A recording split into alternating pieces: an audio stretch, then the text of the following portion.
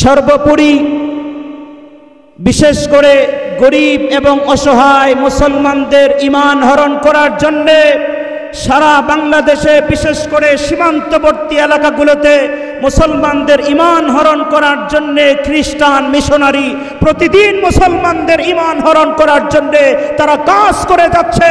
প্রতিদিন মুসলমানদেরকে খ্রিস্টান বানাচ্ছে। কথা ঠিক না বেঠে? তবে মুসলমান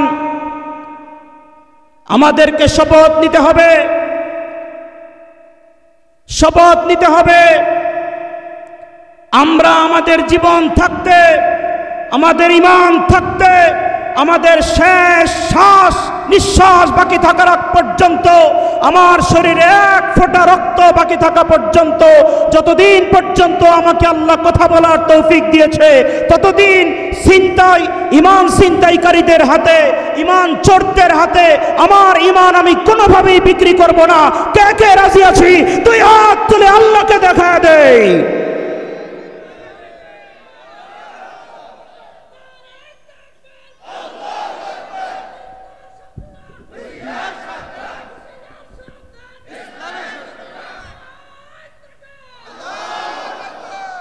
ওই ভাই একা একা দিছে, কষ্ট হয়েছে, আরেক ভাই দেন আরো জোরে।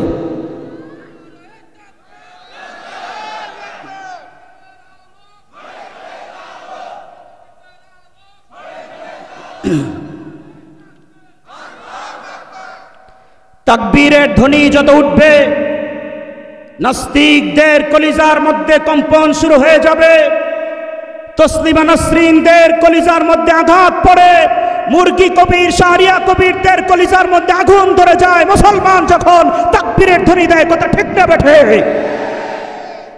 মুসলমানের এই ভূমিতে পবিত্র এই জমিনে তারা তাকবীরের ধ্বনিকে বন্ধ করার জন্য গত বছরও তসলিমা নাসরিন বলেছিল এবং ঢাকা বিশ্ববিদ্যালয়ের এক নাস্তিক অধ্যাপিকা বলেছিল, এদেশে আজানের আওয়াজ বেড়ে যাচ্ছে, তাকবীরের ধ্বনির কারণে আমাদের ঘুম হয় না।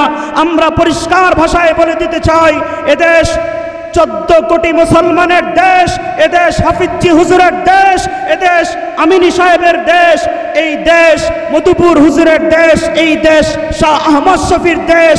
এদেশে যতদিন মুসলমান থাকবে তাকবীরের ধ্বনিকে বন্ধ করার মতো ক্ষমতা, তাকবীরের ধ্বনিকে স্তব্ধ করে দেওয়ার মতো কোনো শক্তি আল্লাহর জমিনে এই পর্যন্ত তৈরি হয় নাই, কিয়ামত পর্যন্ত তৈরি হবে না, তৈরি হবে না। কথা ঠিক না বেঠে? আল্লাহ পাক আমাদেরকে কবুল করেন, আমরা বলি আমিন।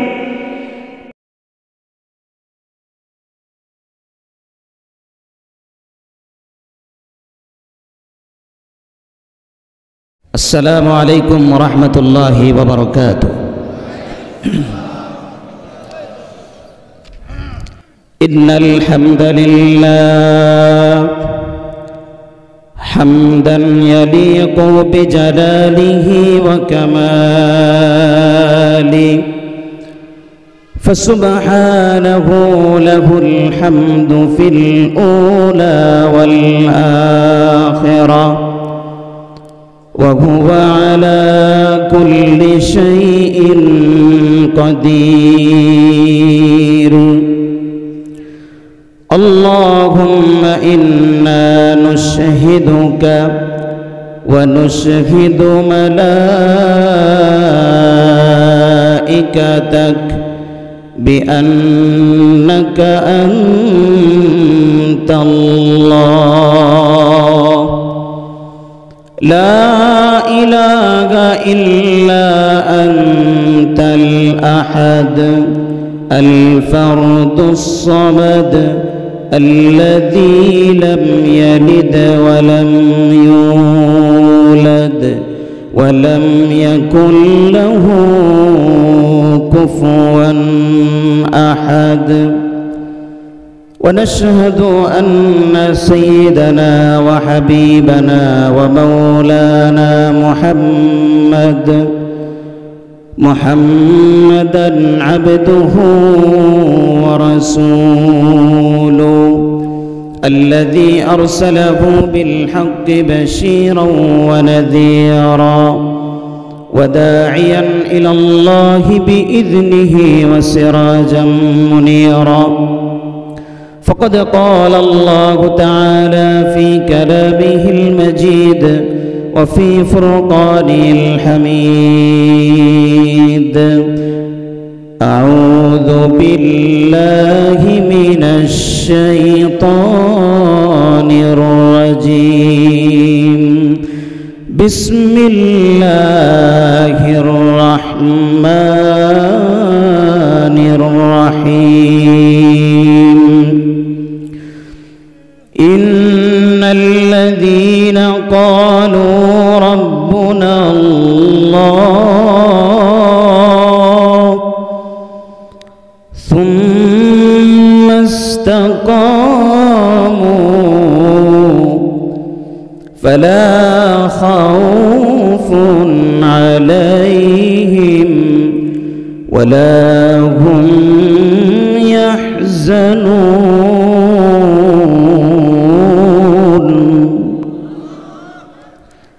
সবাই একসঙ্গে বলেন আল্লাহু আকবার। কার কালাম পড়া হচ্ছে? আল্লাহ। وقال تعالى: بسم الله الرحمن الرحيم. الرحمن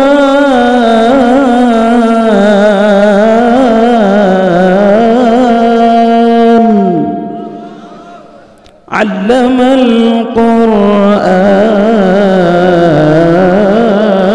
القرآن خلق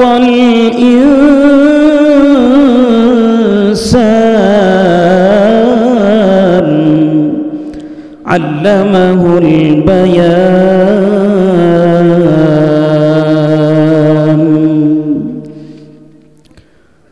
وقال النبي صلى الله عليه وسلم: يأتي على الناس زمان القابض على دينه كالقابض على الجمر. وقال عليه الصلاة والسلام: اقرأوا القرآن فإنه يأتي يوم القيامة شفيعا لأصحابه أو كما قال عليه الصلاة والسلام. সকলেই দুরূদ শরীফ পড়ি। আল্লাহুম্মা সাল্লি আলা মুহাম্মাদ ওয়া আলা আলি মুহাম্মাদ কামা সাল্লাইতা আলা ইব্রাহিম ওয়া আলা আলি ইব্রাহিম ইন্নাকা হামিদুম মাজিদ। জবান খুলে আল্লাহুম্মা বারিক আলা মুহাম্মাদ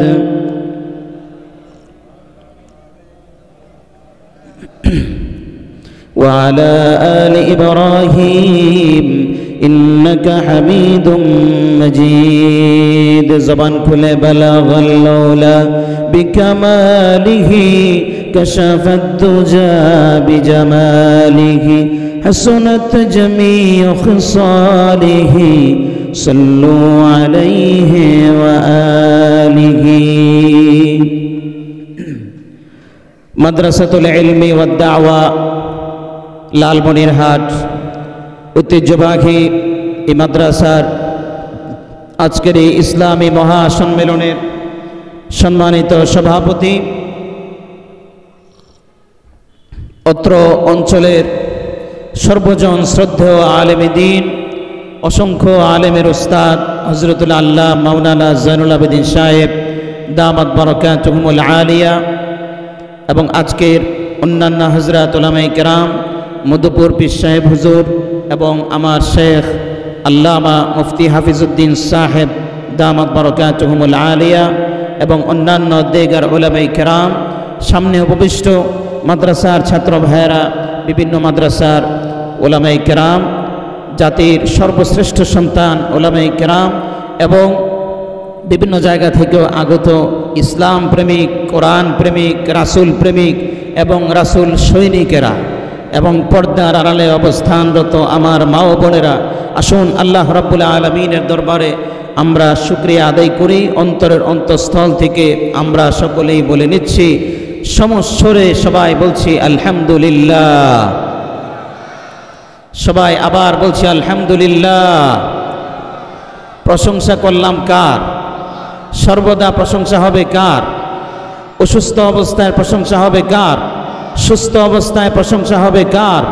প্রশংসা করলে খুশি হন কে? আল্লাহ। আল্লাহ পাক কত খুশি হন? আল্লাহর হাবিব ইরশাদ করছেন মুসলিম শরীফের হাদিস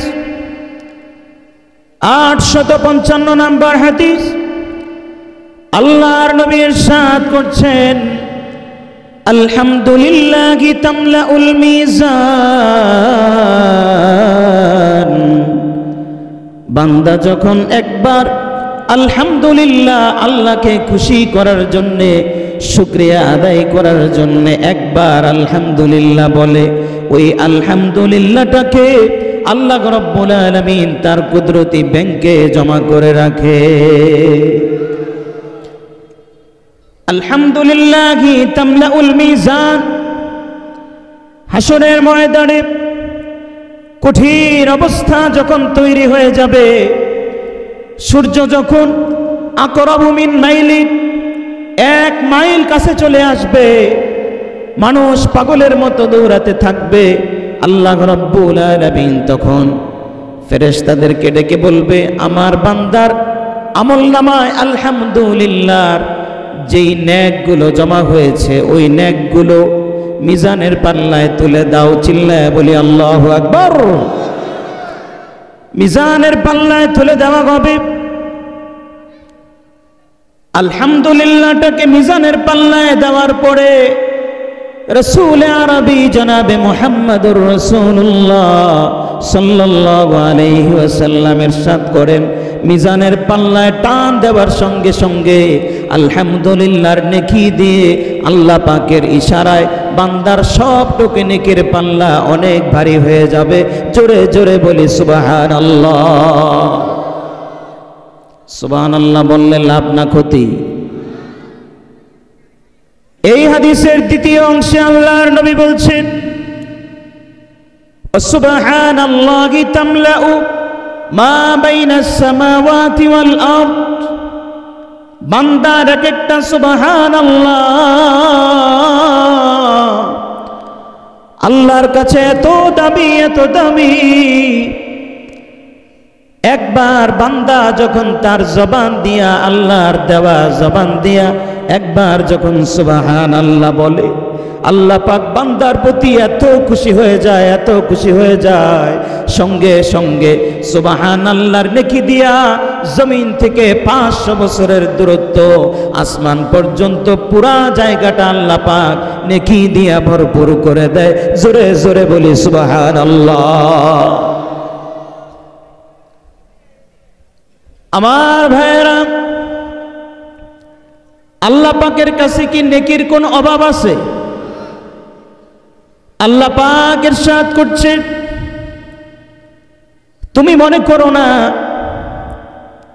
এত নেকি আল্লাহ কোথা থেকে দিবে, এটা মনে করার কোনো সুযোগ নাই। হযরত আনাস রাদিয়াল্লাহু তাআলা আনহু বর্ণনা করে, বুখারীতে এসেছে, মুসলিমে এসেছে, ইয়াকুলুল্লাহু সুবহানাহু, হাদিসে কুদসিতে এসেছে, আল্লাহ পাক ডেকে বলেন, ইয়া বানা আদম, ইয়া বানা আদম লাউ আতাইতানি বিকিরাবিল আরদি খাতায়া ইন্নী আতাইতুকা বিকিরাবিহা মাগফিরাতান। আল্লাহ পাক ডেকে বলেন, লাউ বালাগাত যুনুবুকা আনানাস সামা সুম্মা ইস্তাগফারতানি গফারতু লাকা ওয়ালা উবালি। আল্লাহ পাক ডেকে বলে, রে বান্দা, আমি এত বড় রহমান, এত বড় দয়ালু, এত বড় দয়ার সাগর, আমি এত বড় দয়ার সাগর, 50 বছর 60 বছর 70 বছরের গুনাহ নিয়া তুমি যদি আমি আল্লাহর দরবারে এসে চোখের পানি ছেড়ে দিয়ে আমি আল্লাহকে একবার আল্লাহ বলে ডাক দাও, বলেন না আল্লাহ। পিছনের বাইরা জোরে বলে নাই, সবাই বলেন আল্লাহ। আল্লাহ ডাকটা আল্লাহর অনেক পছন্দ। কেন পছন্দ জানেন? আল্লাহ পাক ডেকে বলে, পৃথিবীতে মানুষ যত দুর্বল হয়ে যাক, যত দুর্বল হয়ে যাক, একজন বৃদ্ধ বাবাজি 100 বছর বয়স হয়ে গেছে, পা চলে না, হাত চলে না, চোখে ছানি পড়ে গেছে, হাঁটতে হলে ভর দিয়ে হাঁটতে হয়, দাঁতগুলো পড়ে যায়। আল্লাহ পাক ডেকে বলেন, সব দাঁত পড়ে যায়, কিন্তু আমার বান্দার জিহ্বাটা কোনোদিন পড়ে যায় না।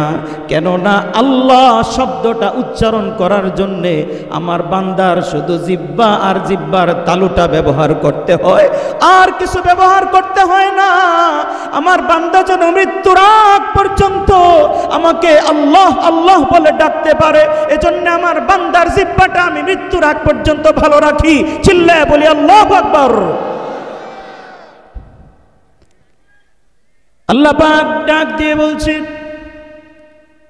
কোন বান্দা যখন আমি আল্লাহ তাআলাকে জীবনের সব গুনাহের কথা স্মরণ করে চোখের পানিগুলো ছেড়ে দেয়, রাতের অন্ধকারে কোনো মানুষ যখন দেখছে না, একাকী ঘুম থেকে উঠে গেল, ঠান্ডা পানি দিয়ে ওযু করল, আল্লাহর বান্দা এবং বান্দি সবার জন্য এই কথা। আল্লাহ পাক বলেন, গভীর রাতে উঠে যখন জায়নামাজটা নিয়ে ওযু করে, ঠান্ডা পানি দিয়ে ওযু করে জায়নামাজটা বিছায়া দাঁড়ায়া যায়, তখন আমি মাওলা পাক আর আমার বান্দার মাঝে খেলা চলতে থাকে। আমার বান্দা যখন দাঁড়িয়ে যায়, দাঁড়িয়ে যখন পড়ে আলহামদুলিল্লাহি রাব্বিল আলামিন,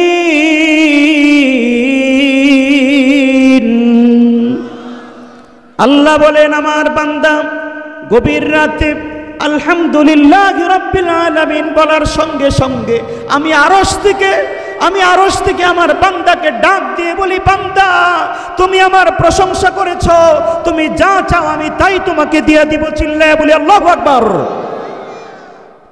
ওই বান্দা 2 রাকাত নামাজ শেষ করে চোখের পানি ছেড়ে যদি বলে, আল্লাহ এই হাত দিয়ে অনেক গুনাহ করে ফেলেছি, এই চোখ দিয়ে অনেক গুনাহ করে ফেলেছি, আল্লাহ এই জবান দিয়া অনেক গুনাহ করে ফেলেছি। আল্লাহ পাক ডেকে বলেন, লাউ বালাগাত যুনুবুকা আনানাস সামা, তোমার গুনাহ যদি আকাশচুম্বীও হয়ে যায়, আমি আল্লাহ একবার আল্লাহ বলে ডাক দেওয়ার সঙ্গে সঙ্গে তোমার জিন্দেগীর সব গুনাহগুলি মাফ করে দিব। আমার ভাইরা, আপনাদের সামনে যে আয়াতে কারিমাটি তেলাওয়াত করেছি, আল্লাহ পাক বলছেন, আল্লাহর কালাম যখন তেলাওয়াত হবে সবাই একসঙ্গে জবান খুলে আল্লাহর সঙ্গে কথা বলার মতো করে একবার তাকবীর দিবেন। রাজি আছেন? ইনশাআল্লাহ। আল্লাহ পাক বলছেন, ইন্নাল্লাযীনা ক্বালু রাব্বুনাল্লাহ।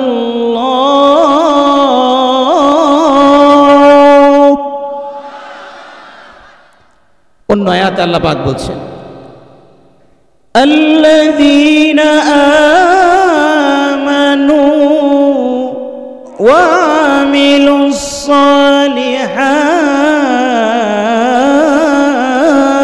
الصالحات طوبى لهم وحسن مآب।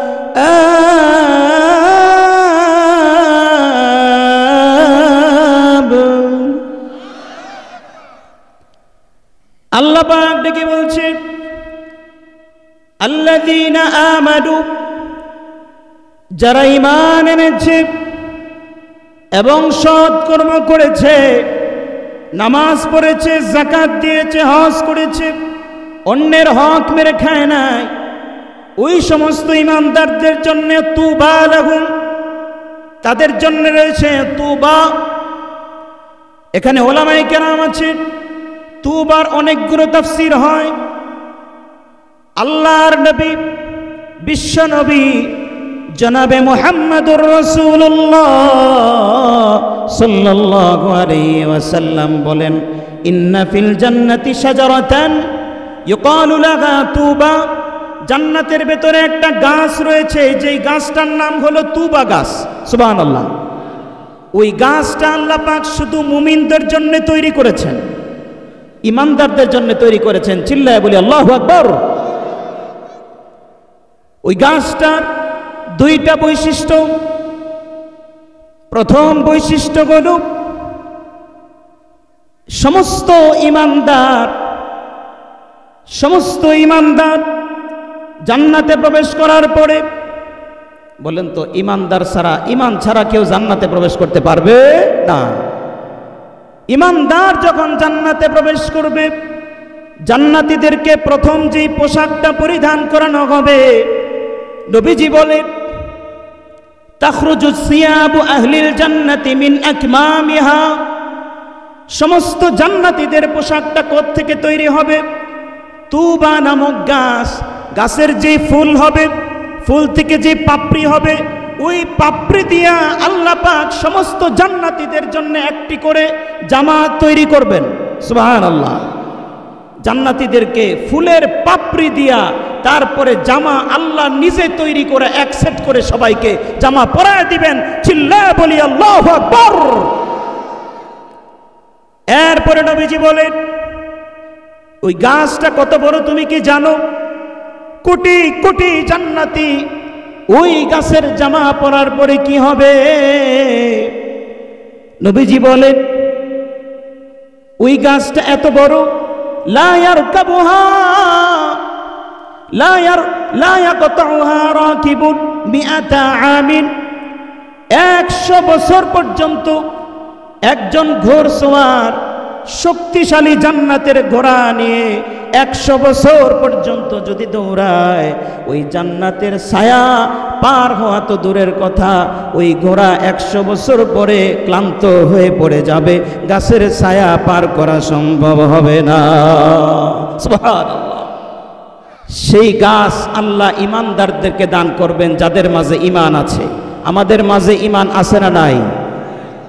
ঈমান নিয়ে বেঁচে আছি, ঈমান নিয়ে বাঁচতে চাই। কে কে রাজি আছি? সবাই নারায়ে তাকবীর।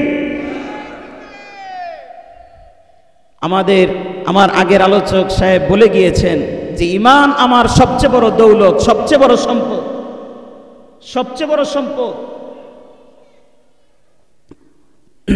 বুঝে শুনে একটা উত্তর দিবেন। কম দামি সম্পদের প্রতি চোরের চোখ বেশি থাকে না দামি জিনিসের প্রতি? দামি জিনিসের প্রতি।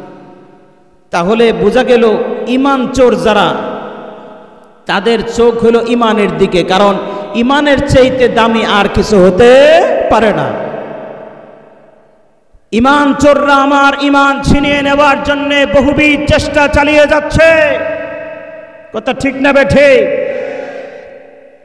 ঈমান চোরেরা বসে নাই, ঈমান চোরেরা বসে নাই। ঈমান চোরেরা আমার আপনার ছোট ছোট বাচ্চাদের ঈমানকে হরণ করার জন্যে, ঈমান ছিনতাই করার জন্যে ছোট ছোট বাচ্চাদের হাতে ভিডিও গেমস তুলে দিয়েছে।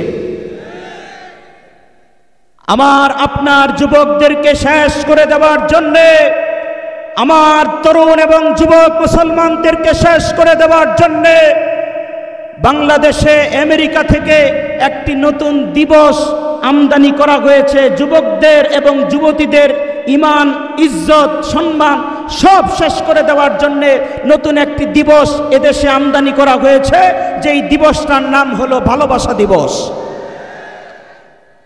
14ই ফেব্রুয়ারি কিছুদিন আগে গিয়েছে।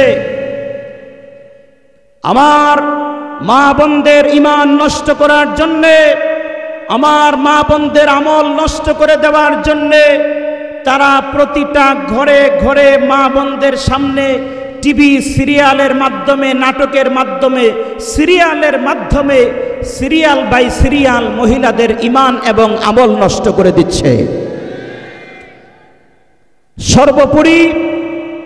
সর্বোপরি বিশেষ করে গরিব এবং অসহায় মুসলমানদের ঈমান হরণ করার জন্যে সারা বাংলাদেশে, বিশেষ করে সীমান্তবর্তী এলাকাগুলোতে মুসলমানদের ঈমান হরণ করার জন্যে খ্রিস্টান মিশনারি প্রতিদিন মুসলমানদের ঈমান হরণ করার জন্যে তারা কাজ করে যাচ্ছে। প্রতিদিন মুসলমানদেরকে খ্রিস্টান বানাচ্ছে।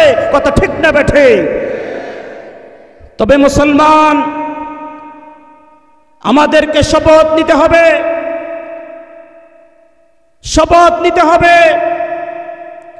আমরা আমাদের জীবন থাকতে, আমাদের ঈমান থাকতে, আমাদের শেষ শ্বাস নিঃশ্বাস বাকি থাকার আগ পর্যন্ত, আমার শরীরে এক ফোঁটা রক্ত বাকি থাকা পর্যন্ত, যতদিন পর্যন্ত আমাকে আল্লাহ কথা বলার তৌফিক দিয়েছে, ততদিন ঈমান ছিনতাইকারীদের হাতে, ঈমান চোরদের হাতে আমার ঈমান আমি কোনোভাবেই বিক্রি করব না। কে কে রাজি আছি? দুই হাত তুলে আল্লাহকে দেখা দেই।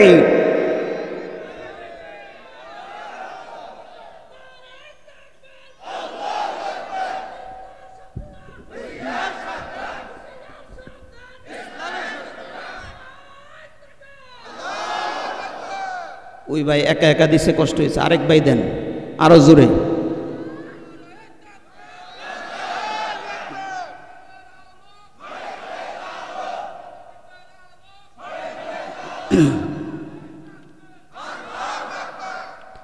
তাকবীরের ধ্বনি যত উঠবে, নাস্তিকদের কলিজার মধ্যে কম্পন শুরু হয়ে যাবে, তসলিমা নাসরিনদের কলিজার মধ্যে আঘাত পড়ে, মুরগি কবির, শাহরিয়া কবিরদের কলিজার মধ্যে আগুন ধরে যায় মুসলমান যখন তাকবীরের ধ্বনি দেয়। কথা ঠিক না বেঠে?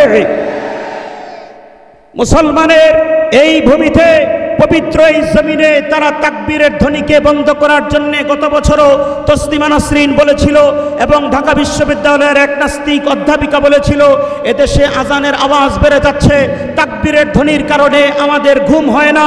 আমরা পরিষ্কার ভাষায় বলে দিতে চাই, এদেশ 14 কোটি মুসলমানের দেশ, এদেশ হাফিজি হুজুরের দেশ, এদেশ আমিনী সাহেবের দেশ, এই দেশ মধুপুর হুজুরের দেশ, এই দেশ শাহ আহমদ শফির দেশ।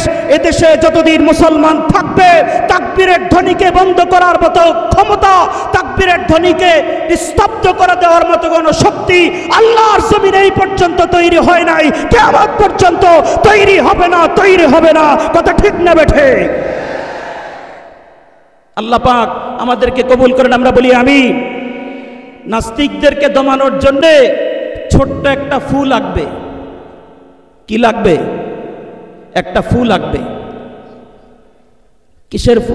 আমাদের পীর সাহেব হুজুর চলে আসছেন, আপনাদের কষ্ট হচ্ছে? একটি হাদিস শোনাই বুখারী শরীফ থেকে, 6630 নম্বর হাদিস বুখারী শরীফে। নবী করিম সাল্লাল্লাহু আলাইহি ওয়াসাল্লাম প্রায় সময় ফজরের পরে সাহাবায়ে কেরামকে স্বপ্নের কথা শোনাইতেন। তিনি কি কি স্বপ্ন দেখেছেন, সাহাবায়ে কেরামের স্বপ্নের কথা তিনি শুনতেন। একদিন সকালবেলা নবীজি বললেন, আমার সাহাবীরা তোমরা কি জানো, আজকে রাত্রে আমি স্বপ্নের মধ্যে দেখলাম আমার দুই হাতের মধ্যে দুইটা স্বর্ণের চুড়ি। রাআইতু ফি ইয়াদাইয়া সিওয়ারাইনি মিনাল যাহাবি ওয়াল ফিদ্দা। নবীজি বলেন, আমি দেখলাম যে আমার এই দুই হাতের মধ্যে স্বর্ণের বালা। বিশ্বনবী বলতেছেন, নবীজি বলেন, ফাকাবুরা আলাইয়া ওয়া আহাম্মা আলাইয়া ওয়া উহিয়া ইলাইয়া আন আনফুখা ফীহিমা। সঙ্গে সঙ্গে স্বপ্নের মধ্যে আল্লাহ পাক আমাকে বললেন, তুমি দুইটা চুরির মধ্যে দুইটা ফু দাও। ফু দেওয়ার সঙ্গে সঙ্গে দেখবা চুরিগুলা উইরা চলে যাবে। নবীজি সাল্লাল্লাহু আলাইহি সাল্লাম বলেন, ফানাফাখতুহুমা, আমি দুইটা চুরির মধ্যে ফু দিলাম, ফু দেওয়ার পরে দুইটা চুরি উইরা চলে গেছে, সে থাকতে পারে নাই। সাহাবায়ে কেরাম বললেন, ইয়া রাসূলুল্লাহ, এটা আবার কি স্বপ্ন? নবীজি বললেন, এই দুইটা চুরি হলো বাতিল, এই দুইটা চুরি হলো ইসলামের শত্রু। ইসলামের শত্রুরা বিভিন্ন সময়ে কাদিয়ানির নাম ধরে আসবে, খ্রিস্টান মিশনারির নাম ধরে আসবে, তারা নাস্তিকতার নাম ধরে আসবে ইসলামকে ধ্বংস করে দেওয়ার জন্যে। তবে মনে রাখবে, কিয়ামত পর্যন্ত আমার উম্মত যদি তারা ইসলামের পক্ষে ফু মেরে উঠে তাকবীরের ধ্বনি দেয়, কোনো বাতিল দাঁড়িয়ে থাকতে পারবে না। চিল্লায় বলি আল্লাহু আকবার। বাতিলের বিরুদ্ধে ফু দিয়েছিলেন শাহ আহমদ শফি রহমতুল্লাহ আলাইহি। আল্লাহ পাক হুজুরের কবরকে জান্নাতের বাগিচা বানায় দেন, আমরা বলি আমিন। এখন আমাদের মধুপুর পীর সাহেব হুজুর বাতিলের বিরুদ্ধে ফু দিচ্ছেন। এভাবে ওলামায়ে কেরাম বাতিলের বিরুদ্ধে ফু দিতেই থাকবেন। আর মুসলমানের ফু হলো তাকবীর। আরেকবার বলি আল্লাহু আকবার। আল্লাহ রাব্বুল আলামিন ডেকে বলছেন, আর রহমান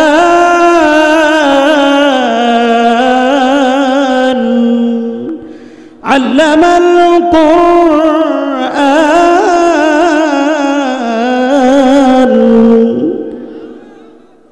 আমার ভাইরা, আজকে সংক্ষেপে কথা শেষ করে দিচ্ছি। ইমানের উপরে একটি তাফসীলে আলোচনা করার ইচ্ছা ছিল, কিন্তু যেহেতু রাত হয়ে গিয়েছে, তো ইনশাআল্লাহ আরেকদিন যদি দেখা হয় আলোচনা করব। প্রথম নিয়ামতের উপরে আলোচনা করলাম, সেটার নাম হলো ঈমান। আর মুসলমানের জন্য দ্বিতীয় নিয়ামতের নাম হলো কোরআন। জোরে বলেন কি? কোরআন। কোরআন কত বড় নিয়ামত! আল্লাহ পাক ডেকে বলছেন সূরা আহজাবে, ইন্না আরাজনাল আমানাতা আলাস সামাওয়াতি ওয়াল আরদি ওয়াল জিবাল ফাআবাইনা আন ইয়াহমিলনাহা وأشفقن منها وحملها الإنسان إنه كان ظلوما جهولا। এই কোরআন আমি আসমানকে দিতে চেয়েছিলাম, আসমান গ্রহণ করতে সাহস করে নাই। জমিনের উপরে রাখতে চেয়েছিলাম, জমিন বহন করার সাহস করে নাই। পাহাড় পর্বতের উপর রাখতে চেয়েছিলাম, সাহস করে নাই। কিন্তু মানুষের ছোট্ট একটা সিনা, একটা হাফেজে কোরআন, একটা সাধারণ মানুষ, ছোট্ট একটা বাচ্চার অন্তরে কোরআনকে রাখার জন্যে আমি যখন রুহুর জগতে তাদেরকে বলেছি, যারা দুনিয়ার জিন্দিগিতে যারা কোরআনকে সিনায় বহন করবে, তারা সবাই কোরআন সিনার মধ্যে নিতে রাজি হয়ে গেছে। চিল্লায় বলি আল্লাহু আকবার। এজন্যে আল্লামা ইমাম রাজি তাফসীরে কবীরের মধ্যে লিখেছে, একজন হাফেজে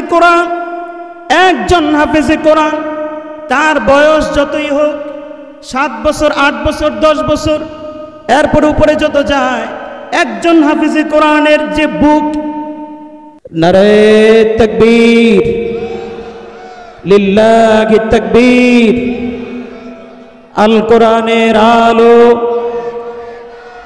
আল হাদিসের আলো, সারা বিশ্বের মুসলিম এক হও, নারে তাকবীর।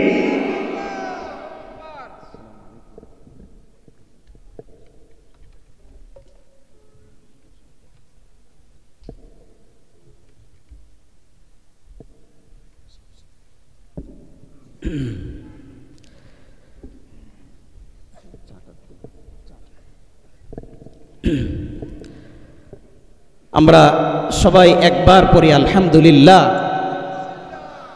আমাদের পীর সাহেব হুজুর চলে এসেছেন। আমরা তো এই গত 1 বছরে 2020 সালে কত মুরব্বি হারা হয়ে গেছি। আজকে পীর সাহেব হুজুরকে দেখলাম, আরও প্রায় 7 বছর আগে হুজুরের সঙ্গে একবার সাক্ষাৎ হয়েছিল।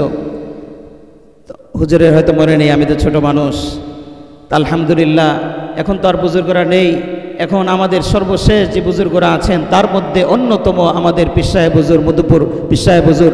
আমি আপনাদের কাছে হুজুরের জন্য দোয়া চাই, আল্লাহ রাব্বুল আলামিন হুজুরকে নেক হায়াত দান করেন। হুজুরের হায়াতকে আল্লাহ পাক আমাদের জন্যে, গোটা উম্মতের জন্যে কল্যাণকর হিসাবে আল্লাহ পাক হুজুরের হায়াতকে দীর্ঘ করেন, আমরা বলি আমিন। আমার ভাইরা, আল্লামা ইমাম রাজি রহমতুল্লাহ আলাইহি বলেছেন তাফসীরে কবীরের মধ্যে, তিনি লিখেছেন যে একজন হাফেজে কোরআনের বুকটা হাফেজে কোরআনের বুকের মধ্যে যে আল্লাহ পাক কোরআন রেখেছেন, এই কোরআনটা তো হাফেজে কোরআনের বুক কাটলে দেখা যায় না, কিন্তু হাফেজে কোরআনের বুকের মধ্যে কোরআন শরীফ আছে না নাই? তো আল্লামা রাজি রহমতুল্লাহ আলাইহি লিখেছেন, লৌহে মাহফুজের মধ্যে যেমন কোরআন শরীফ দেখা যায় না, হাফেজে কোরআনের বুকের মধ্যেও কোরআন শরীফ দেখা যায় না। কারণ লৌহে মাহফুজের সঙ্গে হাফেজে কোরআনের বুকের ডাইরেক্ট কানেকশন। চিল্লায় বলি আল্লাহু আকবার। হাফেজে কোরআন যখন তেলাওয়াত করতে থাকে তারাবির মধ্যে দাঁড়িয়ে, তখন লৌহে মাহফুজ থেকে ডাইরেক্ট কানেকশন হয়ে এসে তেলাওয়াত করতে থাকে। চিল্লায় বলি সুবহানাল্লাহ। এক একজন হাফেজে কোরআন হাসরের ময়দানে তার কত দাম হবে ভাই! আমি তো মনে করতেছি, আপনি মনে করি যে একজন হাফেজ ছোটখাটো এতিম অনেক বাচ্চারা, তাদের আর কত দাম, আল্লাহর কাছে এত দাম। হাসরের ময়দানে এক একজন হাফেজে কোরআন 10 জন মানুষকে সুপারিশ করে করে এমন মানুষকে জান্নাতে নিয়ে যাবে যাদের উপরে জাহান্নাম ওয়াজিব হয়ে গেছে, তাদেরকে সুপারিশ করে করে জান্নাতে নিয়ে যাবে। সুবহানাল্লাহ। আমার এক ছাত্র, আমি ছোট্ট করে একটি ঘটনা বলেই শেষ করে দিচ্ছি। আমার এক ছাত্র উত্তরা আমার কাছে পড়ে, নাম হলো ওবাইদুল্লাহ। গত 3 বছর আগে সে হেফজ শেষ করার পরে তার মাথার মধ্যে ব্যথা করে। তার বয়স তখন মাত্র 10 বছর। তার বাবাকে সে বলল, বাবা আমার মাথার মধ্যে খালি ব্যথা করে। বাবা বিভিন্ন ডাক্তারের কাছে যাওয়ার পরে ডাক্তার সাহেব পরামর্শ দিলেন এক্সরে করার জন্যে। ঢাকা কাকরাইলে ইসলামী ব্যাংক হাসপাতালে নিয়ে যাওয়া হলো। নিয়ে যাওয়ার পরে ডাক্তার মাসুদুর রহমান উনি বললেন এক্সরে করতে হবে। এক্সরে করার পরে তারপরে দেখা গেল তার ব্রেন টিউমার। এই ব্রেন টিউমার দেখার পরে ডাক্তার সাহেব বললেন আপনার বাচ্চার ব্রেনের অপারেশন করতে হবে, আর অপারেশন করতে তার 60,000 টাকা লাগবে। বাবা বলল, হুজুর স্যার আমার এত টাকা নাই, 60,000 টাকা দিয়ে আমি অপারেশন করাবো, অন্তত আমাকে 1 মাস সময় দিতে হবে। 1 মাস পরে ওই বাবা, তিনিও একজন আলেম এবং হাফেজ, তিনি 1 মাস পরে 40,000 টাকা জোগাড় করে ওই ডাক্তার সাহেবের কাছে এসেছেন। এসে বলতেছেন যে স্যার আমি কিছু টাকা জমা করে এসেছি, বাকি টাকা আমি পুরা করব, পরে ইনশাআল্লাহ আপনি আমার ছেলের অপারেশনটা শেষ করেন। বাবার কাছ থেকে বন্ড সই নেওয়া হলো, কারণ ব্রেনের অপারেশন বাঁচতেও পারে নাও বাঁচতে পারে। অপারেশন থিয়েটারের ভেতরে ঢুকানোর পরে ডাক্তার সাহেব ছোট্ট ওবাইদুল্লাহ, ছেলেটা এখন আমার কাছে পড়ছে, ওবাইদুল্লাহকে বলতেছে, বাবা এখন তো তোমাকে অজ্ঞান করা হবে, জানি না এরপরে তোমার হায়াত আছে না নাই, এটা আল্লাহ ভালো জানেন। আমার কয়েকটা সন্তান আছে, আমি কাউকে হাফেজ বানাইতে পারি নাই, কিন্তু আমি শুনেছি যে হাফেজে কোরআনরা হাসরের ময়দানে মানুষকে সুপারিশ করে করে নিয়ে যাবে জান্নাতে। আমি তোমার হাত ধরলাম, তুমি একটু কোরআন তেলাওয়াত করে আমারে শোনাও।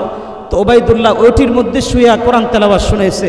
শোনানোর পরে ডাক্তার সাহেব বলতেছে, তোমার হাত ধরে শুধু আমি এতটুকু একটা অঙ্গীকার তোমার কাছ থেকে নিতে চাই, ওয়াদা নিতে চাই, আমার চেহারাটা তুমি চিনে রাখো। আমি আজকে তোমার অপারেশন করতেছি, তুমি যদি বেঁচে নাও থাকো আর বেঁচেও থাকো, হাসরের ময়দানে তুমি আমার চেহারাটা মনে রাখবা। হাসরের ময়দানে আমি চাই তুমি আমাকে সুপারিশ করে করে তুমি জান্নাতে নিয়ে যাবা। সুবহানাল্লাহ। ওই বাচ্চা ছেলেটা বলল, ঠিক আছে আমি আপনার সঙ্গে ওয়াদা দিলাম। ওয়াদা দেওয়ার পরে অপারেশন হলো, আল্লাহর রহমতে অপারেশন হওয়ার পরে সাকসেস হলো।